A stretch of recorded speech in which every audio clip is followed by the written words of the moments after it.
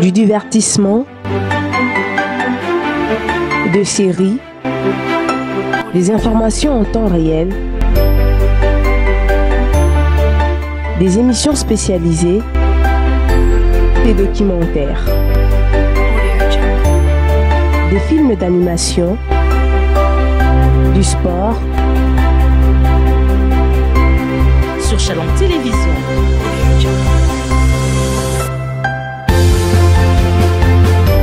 Shalom Télévision, une nouvelle dimension de la télé.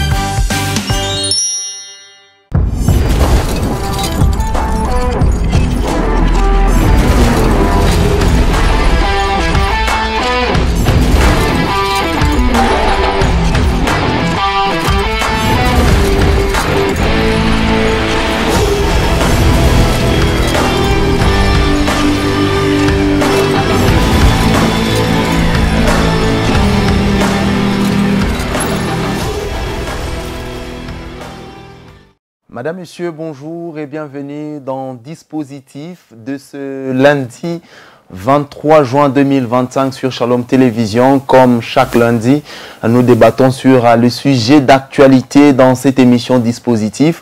Aujourd'hui, nous allons parler essentiellement de la Ligue nationale de football dans sa phase de play-off avec le match qui se sont joués ce week-end. C'était le samedi dernier. D'abord ici à Lubumbashi, la grande actualité avait marqué les deux matchs entre la formation de cercle sportif Don Bosco qui jouait les FC Saint-Éloi le Popo. Score à l'arrivée, un but partout qui a sanctionné les deux parties, et l'autre rencontre avait vu la victoire du tout-puissant Globert Mazembe 1-0 devant la formation de l'AS Maniema Union. Ces résultats ont presque chamboulé le classement provisoire de la Ligue nationale de football. Nous reviendrons avec les analystes ici sur ces plateaux pour décrypter ces rencontres. Madame, nous envoyons du côté de Kinshasa où la formation des Aigles du Congo a battu la formation des Anges Verts par la marque de 4-1.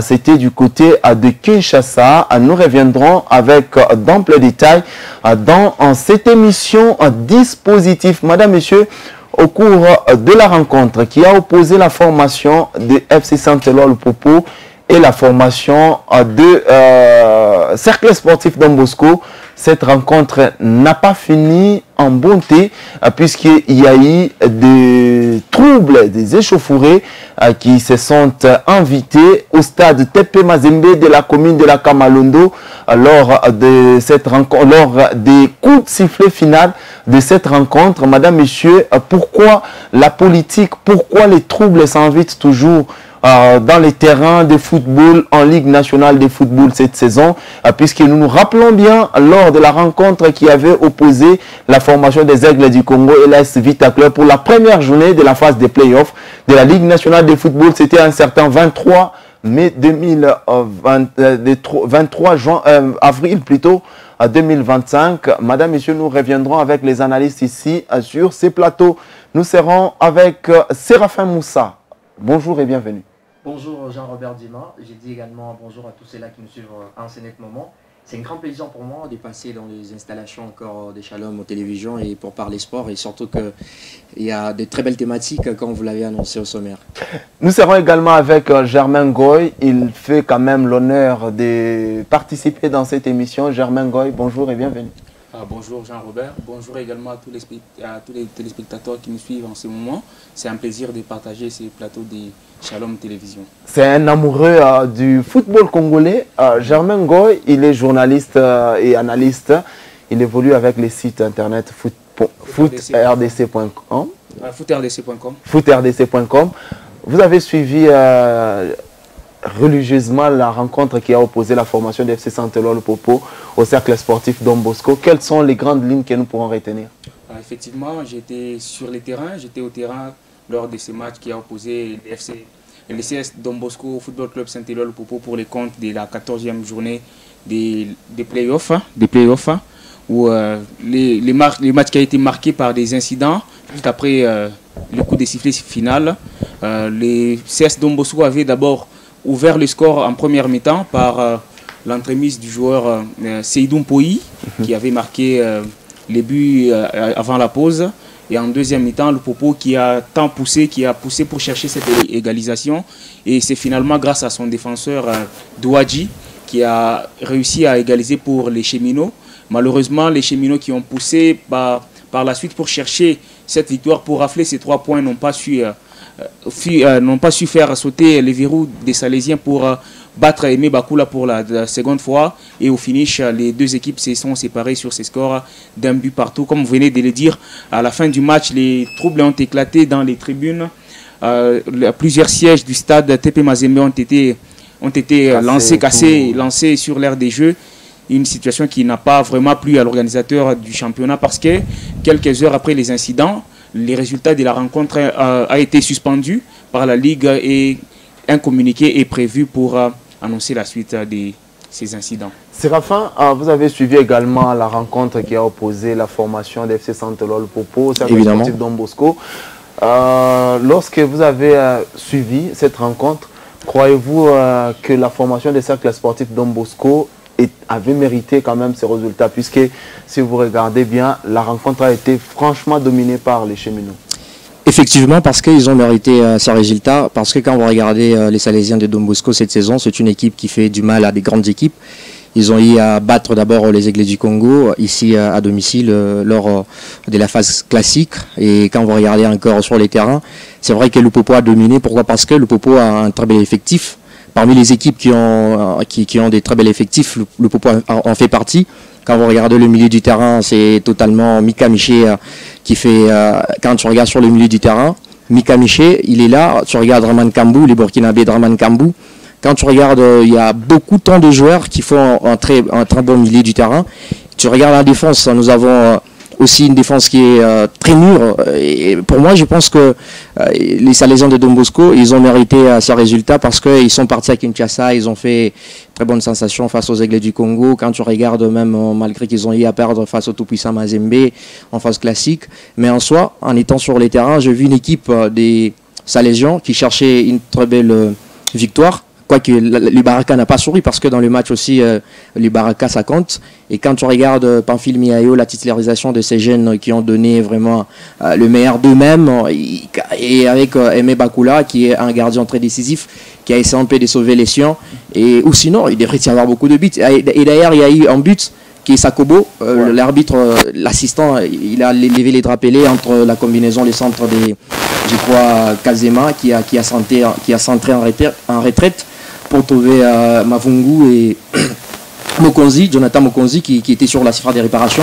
Mais malheureusement, c'était l'arbitre latéral l'assistant latéral qui a levé son drapelé pour dire qu'il y avait hors-jeu.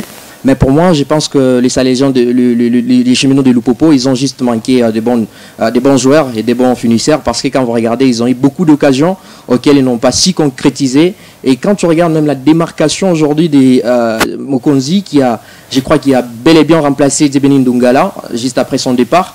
Je crois que c'est Mokonzi qui a été même élu homme du match, qui a essayé un peu des... Kazema, voilà, José Kazema, merci. José Kazema, qui a été élu homme du match. Il a bel et bien remplacé Djebeni Ndungala.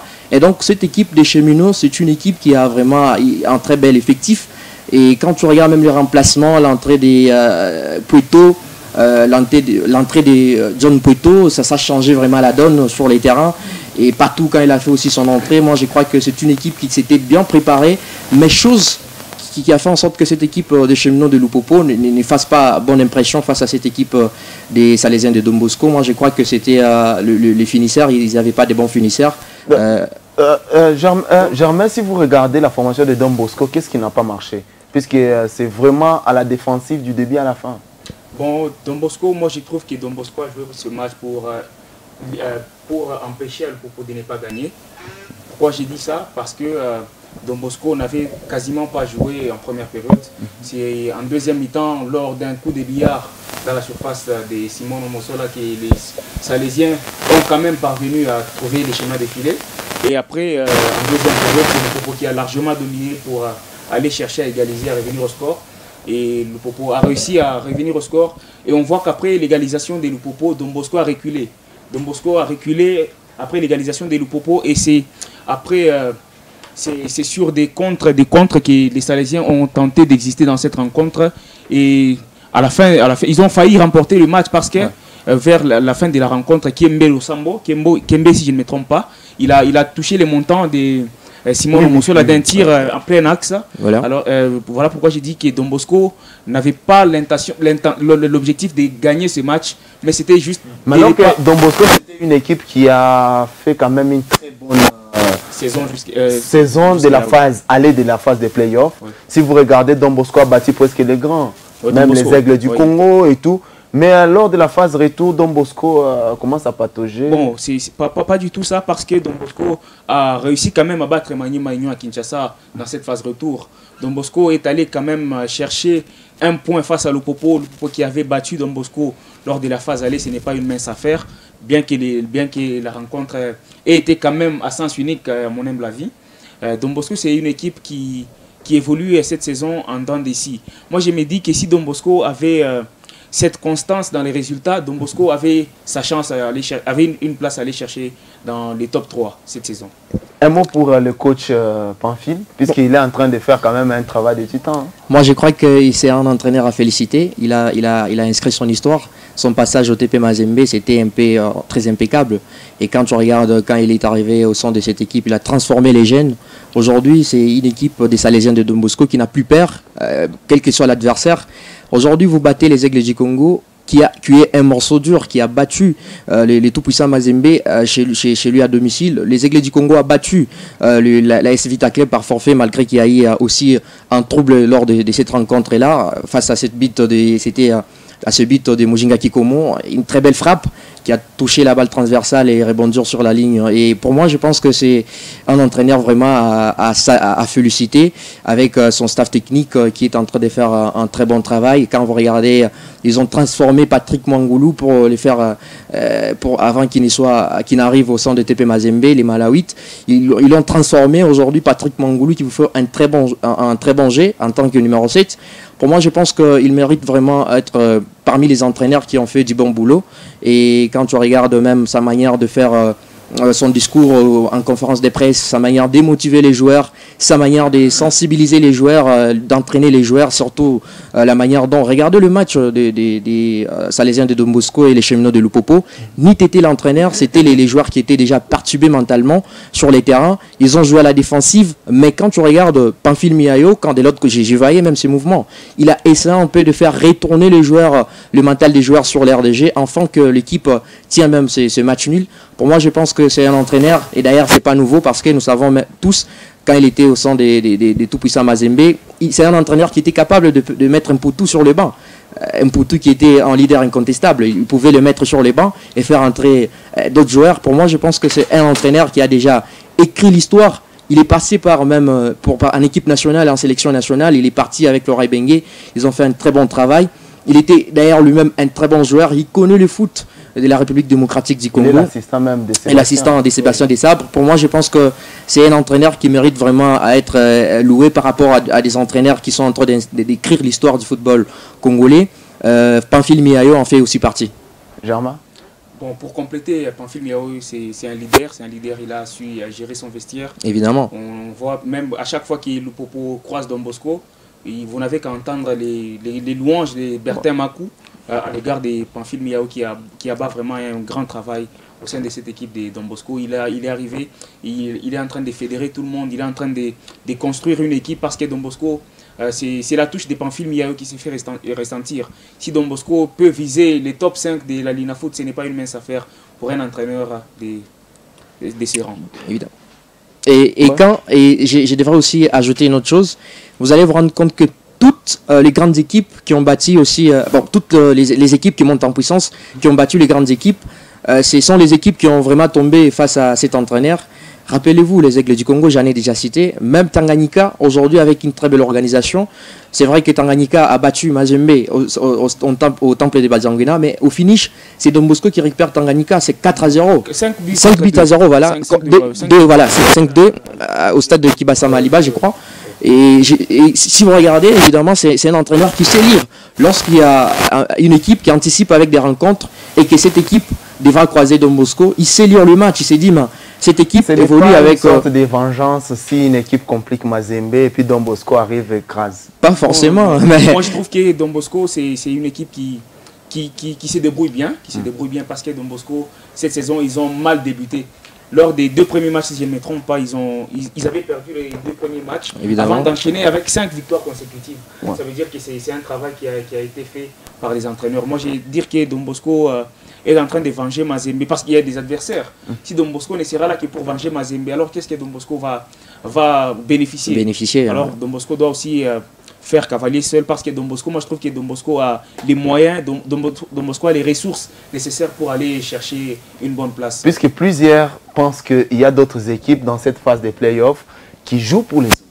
Pas forcément pour moi, parce que quand vous regardez même les groupes Bazano, qu'on considérait comme une équipe chérie des cheminots de Lupopo, c'est une équipe qui a été éliminée. Tous nous savons que cette équipe Bazano, a été éliminée. Blessing, évidemment.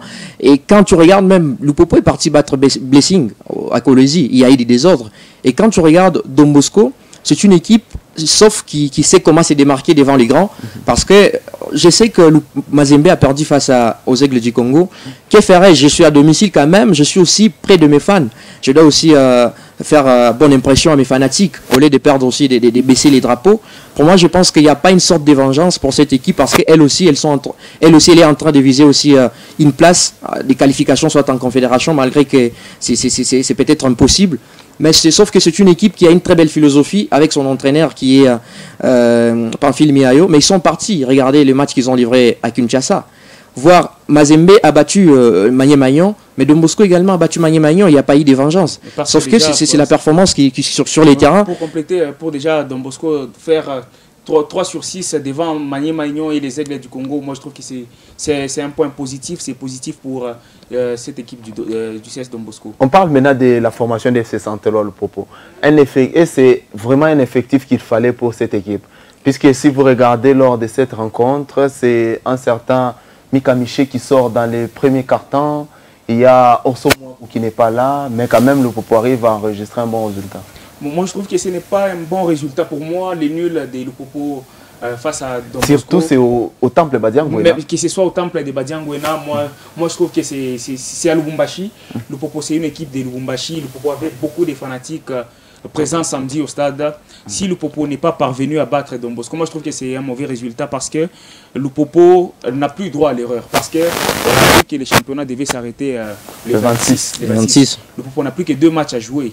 Lupopo va affronter Mazembe déjà demain mardi et Lupopo va finir contre Magné-Magnon, qui sont des adversaires directs. Alors que Lupopo venait d'affronter Don Bosco qui est un peu loin au classement. Ouais. Donc c'était un match à bien gérer pour les cheminots parce que les autres matchs, c'est considéré comme des matchs qui sont difficiles. Contre Mazembe, ça ne sera pas facile, bien que nous savons que... ils ont déjà battu Mazembe chez lui. Oui, nous savons que Lupopo et Mazembe, cette saison, il n'y a pas photo. Mais les derbys sont des matchs qui sont vraiment... qui ont d'autres réalités. Ouais. Mazembe peut créer une surprise demain au stade Kibasa Malibi, on ne sait jamais. Donc moi je trouve que Lupopo, ce n'est pas un bon résultat de faire match nul avec Don Bosco, même si c'est à Kamalondo.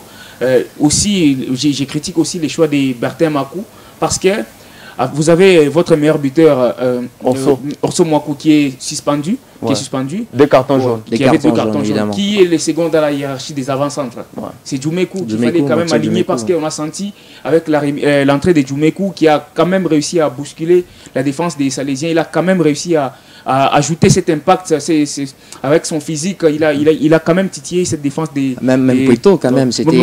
Pueto, bon, bien qu'il s'est débrouillé, mais il manquait... un avant-centre costaud surtout la masse parce que, évidemment de Djoumekou, parce que son entrée a vraiment pesé. Et aussi les choix lorsque Mika Miché a connu une blessure, Mika Miché, pourquoi, qu'est-ce qu'il faisait maintenant qui Massimi Diba sur le terrain. Il n'a presque rien fait, il a été invisible durant les restes du temps qu'il a joué. Moi j'ai trouvé moi je pensais qu'il fallait quand même penser à un certain Denis Moutouila qui réalisait une belle saison jusqu'à avec le Popo. À chaque fois qu'il jouait, et d'ailleurs je crois qu'il n'était même pas sur le banc de réserve, sur les joueurs qui devraient remplacer. Oui, il y a aussi il fallait aussi penser à un autre joueur dont les noms m'échappent. Nkunku, soit Mavidi. Jonathan non. Mavidi. Non, dès que les noms vont Voilà, revenir, et pour répondre un tout petit peu, pardon d'avoir intercédé la parole, pour répondre un tout petit peu à la question, est-ce que c'est l'effectif qu'il fallait pour Don Bosco et pour les cheminots de Lupopo? Moi je pense que oui. Pourquoi? Parce que si vous regardez actuellement, quand Luc Maël est venu, Lupopo avec Magasuba, ils avaient un problème au niveau de la défense. Et quand Luc Maël est venu, il a essayé un peu de déstabiliser la défense avec tout ce qu'il a émis sur la défense. Il a su gérer la défense à Oudjou aujourd'hui qui parvient même à vous marquer le but. Vous avez aussi Jonathan Mokonzi, je crois, qui essaie un peu de former une très belle défense. Et quand il est parti, Bertin Makou est arrivé, il a dit, c'est vrai que Luc Maël, il a apporté Djoumekou. C'est un bon avant-centre, mais pour moi, je pense qu'il n'est pas dans ma philosophie. Qu'est-ce que je dois faire? Je dois mettre Orso Makou. Rappelez-vous, quand Luc Maël il dirigeait encore l'équipe, c'était toujours Djoumekou qui était titularisé, même s'il ne marquait pas, il ne se démarquait pas. Il n'y avait que lui. Poeto, il entrait, c'était en seconde période, soit à la fin du match. Mais quand il est arrivé, Bertin Makou, il a regardé, non, on a déjà bien géré la défense. Le milieu du terrain, n'en parlons même pas. On a déjà un très bon milieu du terrain, mais qu'est-ce qu'il nous faut? Il nous faut un tueur. Un tueur, c'est Orso Makou. Regardez Orso Makou quand il a commencé la phase des playoffs. Aujourd'hui, il est le meilleur buteur de la Ligue nationale de football avec 14 buts. Et pour moi, je pense que c'était vraiment l'effectif qu'il fallait pour les cheminots de Lupopo parce que changer déjà la philosophie d'une équipe dans une phase décisive comme le playoff, ce n'est pas facile, Jean-Robert. Vous avez Djoumekou qui tâtonnait beaucoup. Vous avez un Poeto qui n'avait pas vraiment une très bonne... qui jouait comme 10. Pourtant, les 10 étaient réservés à Patou. Quand tu regardes, c'est Orso Makou qui sait. Regardez, mais Patou est où? Il va me donner la passe. Où est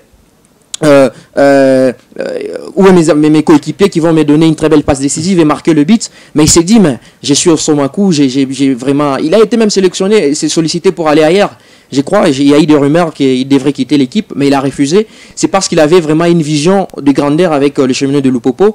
Et arrivé, c'est Bertin Makou qui a vraiment stabilisé l'effectif. C'est vraiment l'effectif qu'il fallait parce que Lupopo a recruté, regarde, parmi les équipes qui ont recruté cette année pour préparer la phase des playoffs, Lupopo en fait partie. Ils ont recruté des joueurs vraiment qui manquaient sur le milieu du terrain. Ils ont renforcé sur l'attaque. Ils ont renforcé. Et pour moi, je pense qu'aujourd'hui, si Djoumekou n'est pas là, si Orso Makou n'est pas là, vous pouvez avoir un Poeto qui vous fait une très bonne sensation.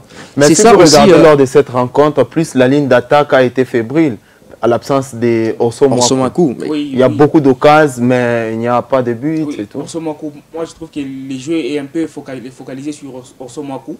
On veut lui donner les titres, les trophées du meilleur buteur de la Ligue et qu'il devient indispensable pour les schémas, alors que quand il devient absent, c'est tout le système qui est pénalisé. Orso Makou, c'est quelqu'un qui a quand même réussi à mettre fin au débat sur l'avant-centre titulaire au sein du FC Saint-Éloi Lupopo, mais Orso Makou, je peux dire qu'il a manqué à cette équipe pour essayer de bousculer cette défense de Don Bosco. La nonchalance des attaquants de la formation de FC Saint-Éloi Lupopo qui a favorisé le 1 but partout, dirons-nous ça, lors de cette rencontre, un but partout. Parce que c'est un but partout a arrêté la course au titre, a vraiment perturbé la course au titre. Évidemment. Et même mais là, c'était quoi la colère des supporters?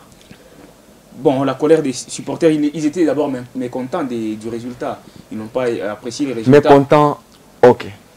Mais ces sentiments de mécontentement ne doivent pas primer sur ce qui s'est passé.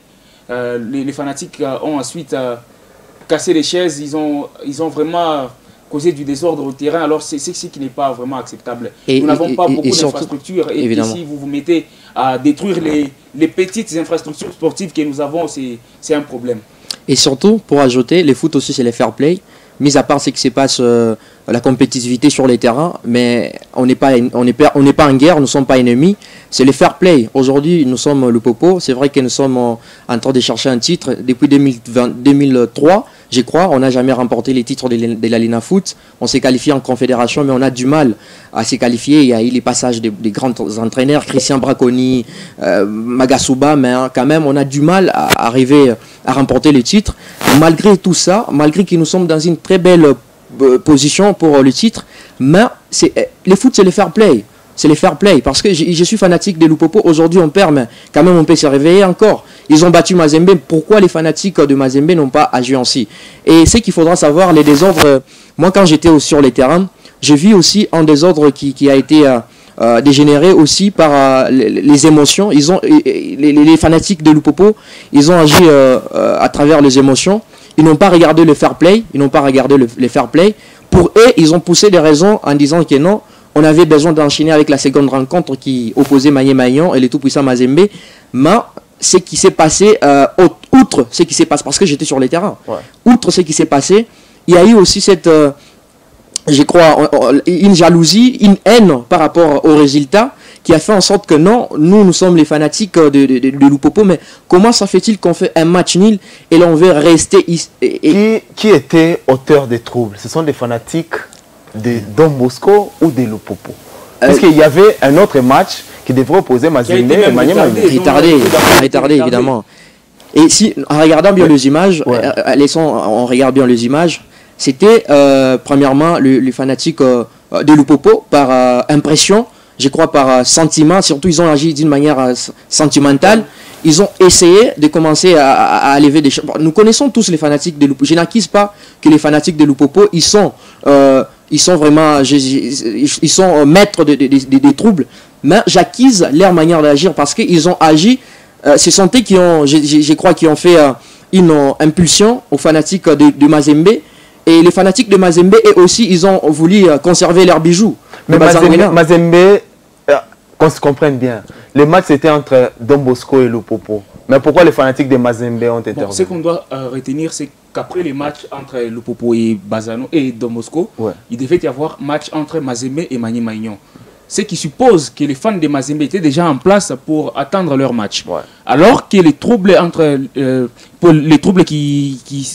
qui ont commencé après les matchs Lupopo Don Bosco, c'était après les coups des sifflets finaux. Donc les fanatiques de Mazembe qui étaient sur les terrains, qui étaient dans les gradins, ont constaté ce qui s'est passé déjà du côté où étaient logés les fanatiques de Lupopo. Ils ont commencé par les chasser. Les fanatiques de Mazembe ont quitté leur gradin, ils ont atterri sur l'aire des jeux pour aller attaquer les fanatiques de Lupopo qui étaient dans les gradins. Ils ont commencé à les frapper avec les mêmes chaises qui eux-mêmes étaient en train d'arracher dans les travées du stade.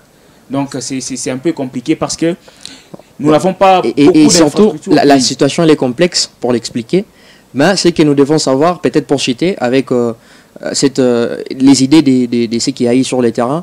La problématique se pose sur le président de la coordination des supporters qui est de Lupopo, qui est, je crois, Philippe Kibawa.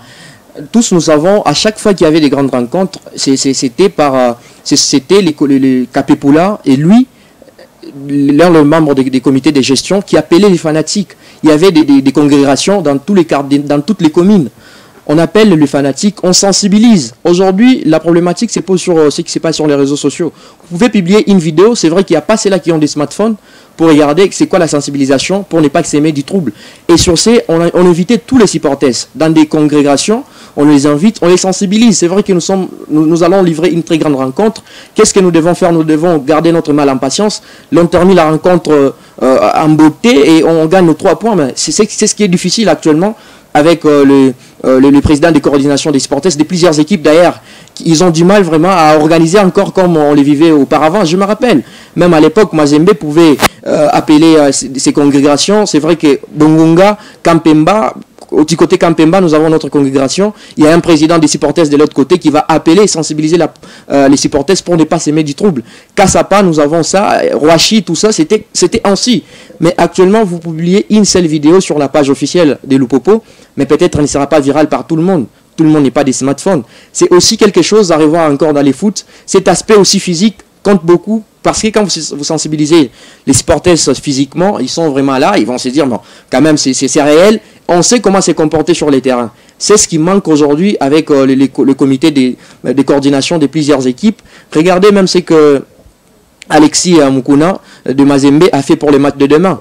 Il a dit, nous devons faire ceci, cela, tout ça, venons nombreux pour soutenir, mais il n'y a pas eu encore des congrégations dans des communes pour sensibiliser, parce que tous nous savons, un match pareil, c'est un match avec beaucoup d'enjeux. C'est un derby, il ne faut pas oublier, c'est un derby. Même en Europe, ça ne se passe ainsi. Lorsqu'il y a un grand match, les troubles ne manquent pas. Mais qu'est-ce que nous devons faire? Nous devons à tout prix sensibiliser les supporters, que ce soit sur les biais des réseaux sociaux, que ce soit sur les biais physiques. On les sensibilise, on demande c'est quoi votre souhait. Ils vous disent, non, nos souhaits c'est de voir ça, de voir ça, de voir ça. Et évidemment, ils vont le faire. Moi j'ai déjà vécu plusieurs périodes pareilles. J'ai participé même dans des choses pareilles. Et je vois comment est-ce que ça s'est passé et comment est-ce que les supporters s'est comportés sur les terrains. C'était autre. Et aussi pour vous compléter, tout supporter conscient doit être aussi conscient des enjeux. Évidemment. La tautologie. Le Popo est plus que jamais prêt et proche de remporter les championnats cette saison. Alors le Popo devait compter sur les soutiens ou l'appui de ses supporters. Si les supporters sont là actuellement pour barricader, parce que moi j'appelle ça barricader, le Popo, il y a les clubs qui fournissent les efforts, il y a les dirigeants qui mettent les moyens pour atteindre cet objectif qui est de remporter les championnats. Évidemment. Après beaucoup d'années, si vous exposez encore les clubs à des sanctions, parce qu'il y aura des sanctions, il y aura des amendes à payer, il y aura des histoires à réparer, si vous exposez ça, tous ces il y a déjà un bilan. Bon, jusque-là, je n'ai rien entendu d'officiel. Ouais. Mais à ce qui paraît, il y aura toujours un bilan. Rappelez-vous du derby au stade d'équipe à Samaliba. Puisque j'aurais appris que c'est plus de 100 chaises cassées. Oui, évidemment, 100 chaises cassées. Démontent déjà. Et puis, il y a eu même mort d'homme. On s'y gère qu'il y a eu mort d'homme. Jusqu'à présent, il n'y a pas de confirmation. C'est lorsqu'il sortit sur les rues, il n'y a pas de confirmation. Mais il y a eu deux blessés qu'on a vus. D'ailleurs, moi, j'étais sur le terrain. J'ai vu deux blessés. Et donc, rappelez-vous, même blessing, il y a eu toujours la même chose. Et donc, il y aura une petite amende qui sera soumise entre les deux équipes. Pour moi, je pense que ça sera départagé parce que... Mais comment éviter ce genre de troubles dans les différents terrains en République démocratique du Congo? Je l'ai rappelé ici au début, le match les Aigles du Congo face à VF Club, la première journée de la phase des poules, c'était la même chose. Et lors de la phase des playoffs, il y a eu même 2 ou 3 cas qui se répètent. Comment peut-on éviter ce genre d'incidents? Moi, je trouve que les fanatiques doivent être conscients. Les fanatiques doivent savoir accepter tout sportivement.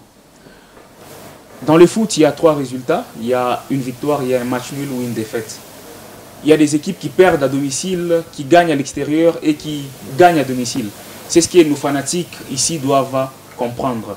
J'illustre le cas du match Don Bosco le Popo. C'est nul n'a pas été bénéfique pour le Popo, c'est nul n'a pas été bien reçu chez le Popo. Et les fanatiques se sont mis en colère pour... d'une manière qui n'est pas appropriée. Alors qu'il y a des équipes, Mazembe, par exemple, j'illustre le cas de Mazembe. Mazembe a perdu face à Tanganyika.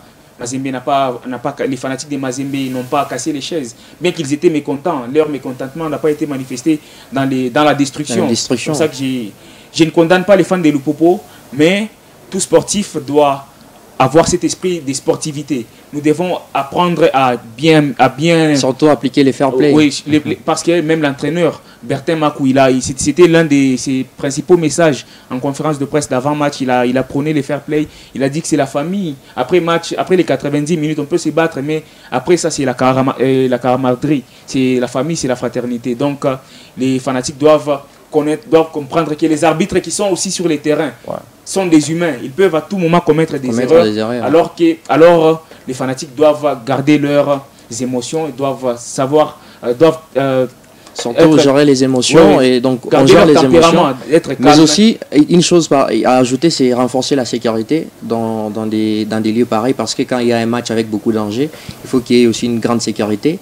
Quand vous regardez, lorsqu'il y a eu des troubles, la sécurité n'était pas vraiment efficace pour arrêter tout cela. Même les gens qui entourent les stades pour gérer la sécurité, ils étaient moins nombreux que les fanatiques, jusqu'à tel point qu'ils ont été incapables de freiner les fanatiques, les supporters plutôt des équipes. La foule n'a pas d'âme. La foule n'a pas d'âme, évidemment. Et donc, il faut renforcer la sécurité et aussi apprendre aux supporters à gérer leurs émotions. Et comment est-ce qu'il faut apprendre ?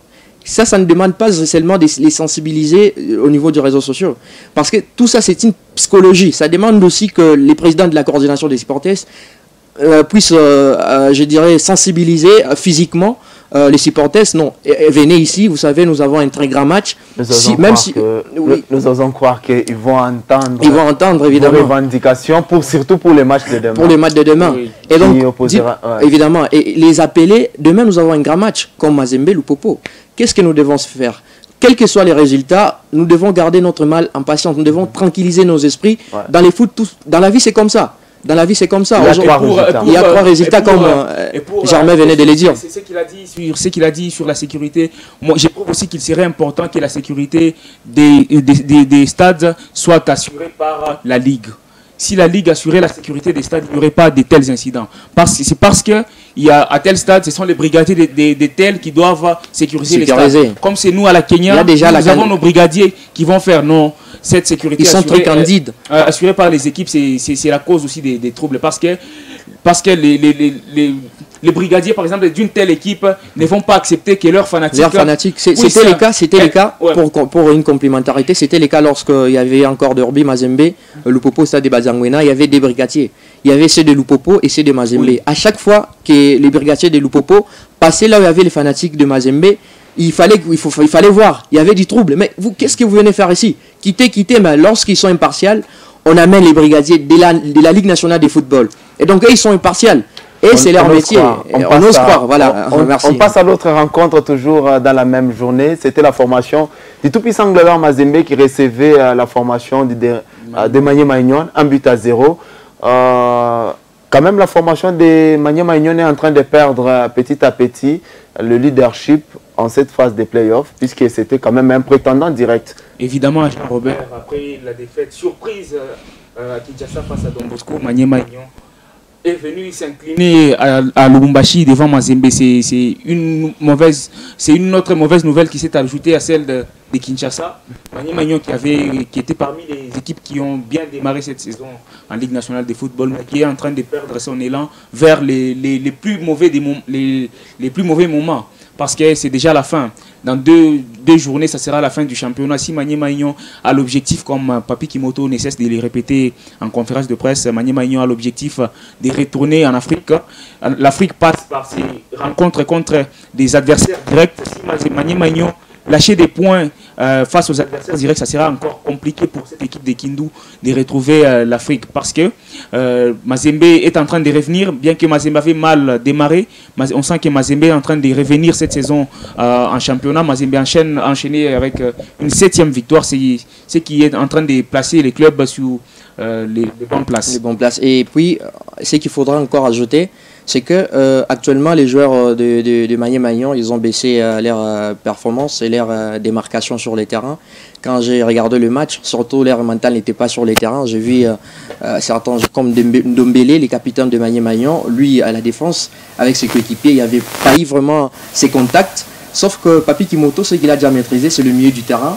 Le football de Magné Magnon sur le milieu du terrain, quand tu regardes, tu te dis, c'est une équipe qui a maîtrisé le milieu, mais à la défense, vraiment, il n'y a rien.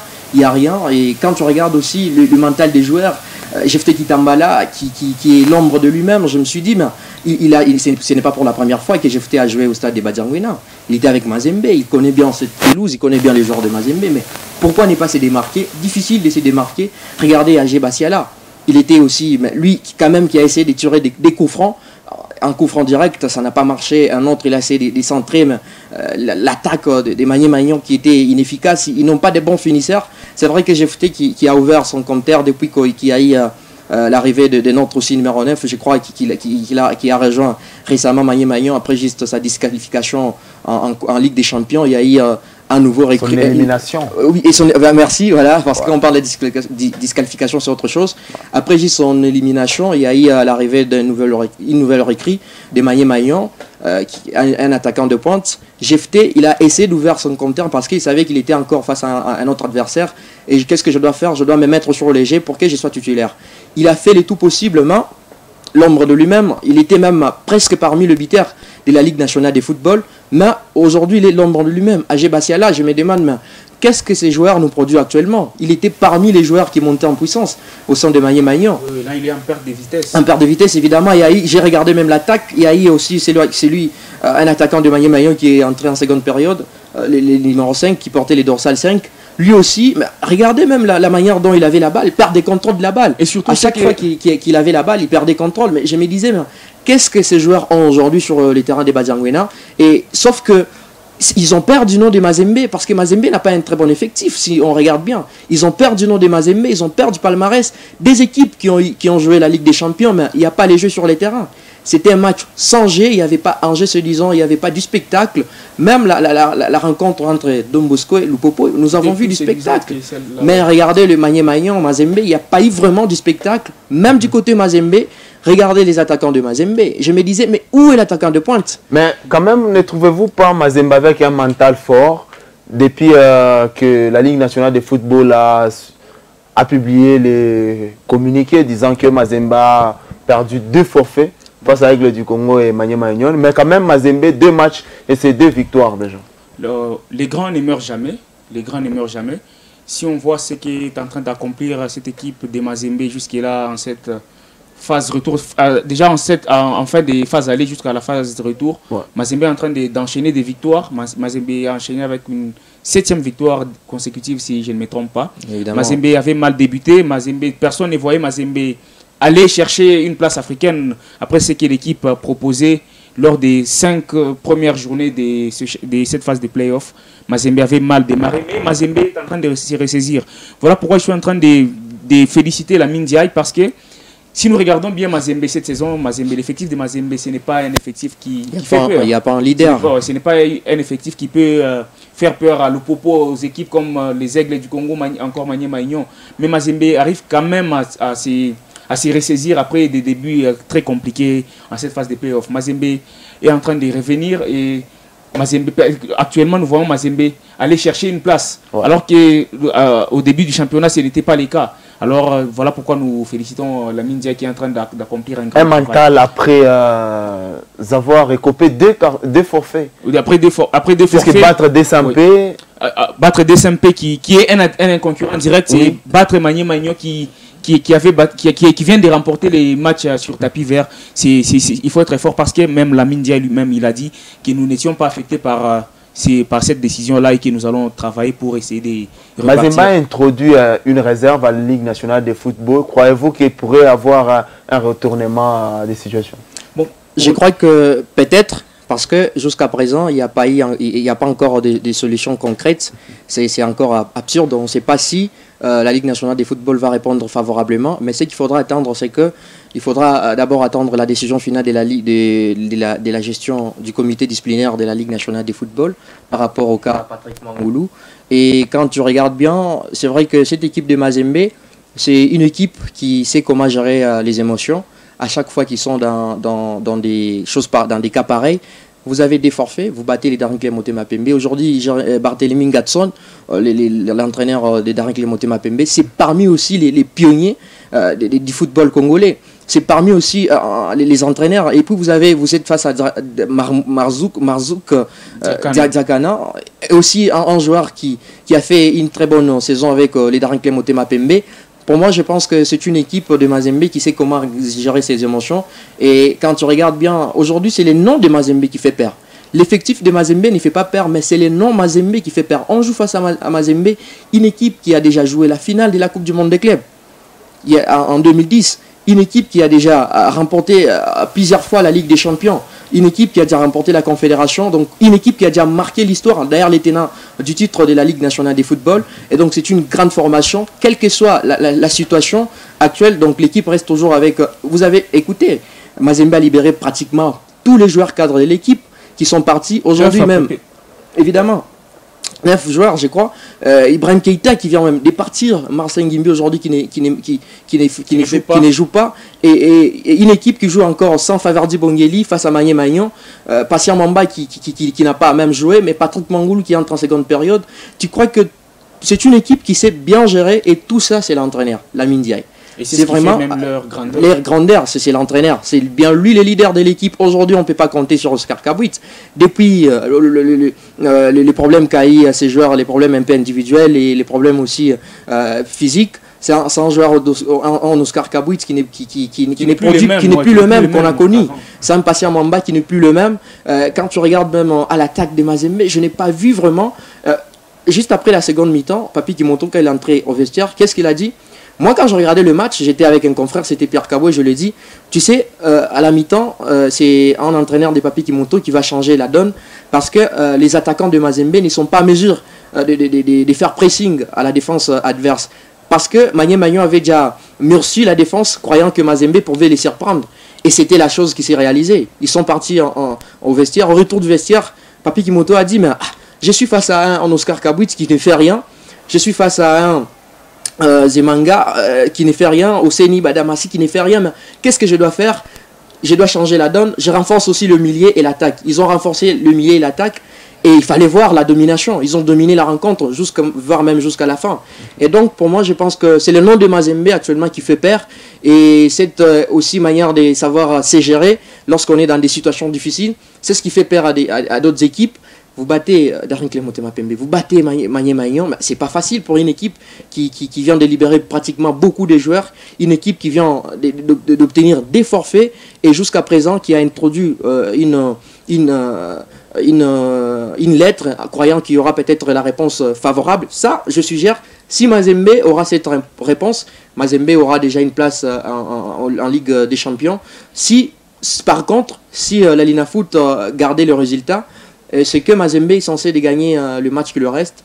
Et le match qui lui reste, c'est difficile parce qu'il lui faut 6 buts pour remporter les titres ou soit espérer une place en Ligue des Champions.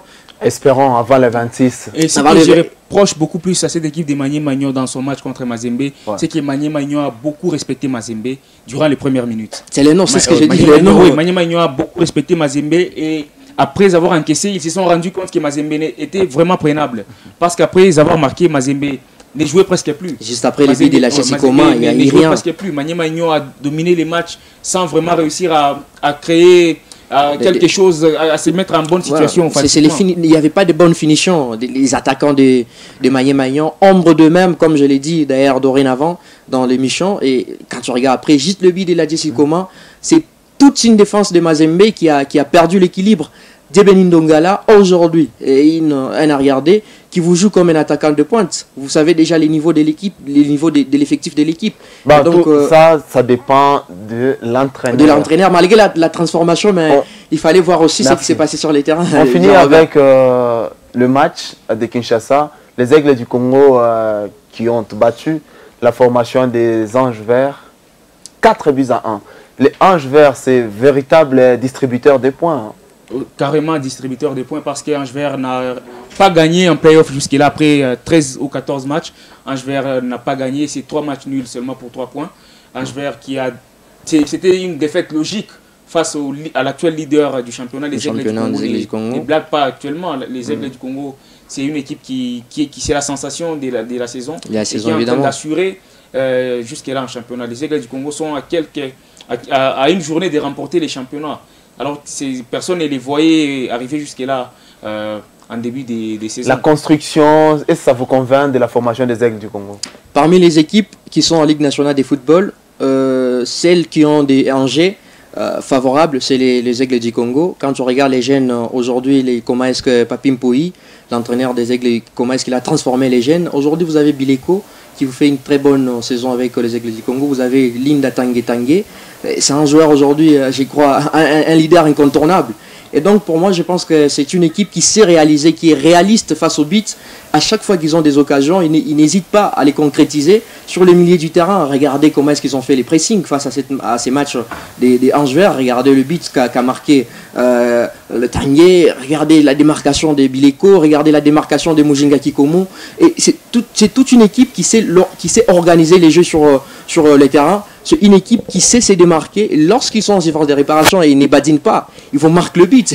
Pour moi, je pense que parmi les équipes qui ont un très bon jeu cette saison, c'est un véritable représentant de la Si les Aigles du Congo parvenaient à remporter les championnats ou à s'offrir l'une des places, moi je dirais que ce ne serait que logique. Mais je crois que parce qu'ils ont mérité, ils ont été constants, ils ont été vraiment constants durant cette saison. Ils ont pris conscience. Pourquoi une équipe qui s'est qualifiée en play-off, c'est pour des ans, une équipe déjà part en Ligue des Champions, après des ans, ce n'est pas facile. Une équipe qui part en Angola faire la pré-saison pour préparer les play-offs, ce n'est pas facile. Un président, Vide Chimanga, l'investissement évidemment. Vide Chimanga, le sérieux dans le travail. Vide Chimanga aujourd'hui qui est capable d'offrir des voitures à des joueurs pour les motiver. Tout ça, ça montre que c'est une équipe qui a une très belle organisation. C'est que nous devons retenir aujourd'hui, Jean-Robert, dans le foot. Il n'y a plus de petites équipes, mais il y a des petites organisations. Lorsque vous avez une petite organisation, vous n'êtes plus une grande équipe.